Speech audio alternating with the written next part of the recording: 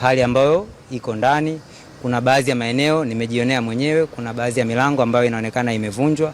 Kwa unajua isi mbali labda na milango kuvunjwa, kwa mujibu wa mchungaji wakati tunatembea naye, kuna vitu vingine ambavyo kwake pia vimemshangaza tofauti na milango tu. Labda kama tunajua ile kanisa kuna labda sadaka. Tuko ndani, kuna baadhi ya watu walituingiza kwenye chumba cha self, wanasema ni cha fedha, lakini wakasema ile self imevunjwa. Kwa hiyo pia labda maana tumesema hivi kwamba baba mchungaji na watu wake watarudi. Tusiwaweke kuja hapa leo mkuu wa wilaya kama mlivyoona, na tumepita kule chini kuangalia maeneo yote ya kanisani. Kwa kweli kule chini maofisini, kule juu milango imevunjwa na vitu vingine vitakuwa havipo. Kwa hiyo jambo saizi la kwanza ni kwamba tunataka tufanye ukaguzi kwa undani sana bila haraka, kwa sababu hali ambapo ilivyokuwa siku ya tarehe 2 walipokuja kutuondoa mahali hapa, ilikuwa tuko kanisani kwenye ibada na hapakuwa na muda wa kukabidhiana.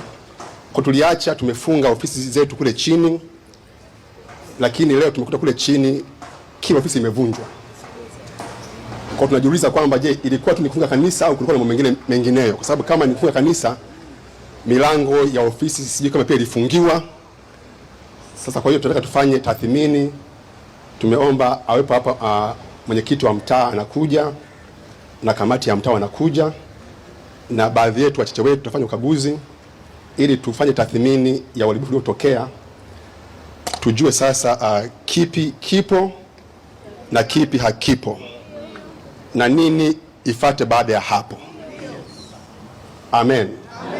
Tathmini ya nini kipo, nini hakipo, kwa nini hakipo. Sababu hii sehemu ilikuwa inalindwa masaa 24 na magari ya polisi ya washawasha. Kwa hiyo na nilisema ile siku nadhani ya tarehe 10 mwezi wa 6 kwamba ulinzi wa hapa uko chini ya mikono ya polisi. Kwa hiyo chochote ambacho kitakuwa kimepotea, kimeharibika, jibu la aliyefanya kipotea au kiharibike ni yule ambaye alikuwa analinda. Kwa hiyo tunataka tufanye tathmini bila haraka. Mtupe nafasi tufanye tathmini. Mwenyekiti wa mtaa anakuja na kamati yake, tutapita kule chini na waandishi wa habari wataona pia, sababu vitu viko wazi.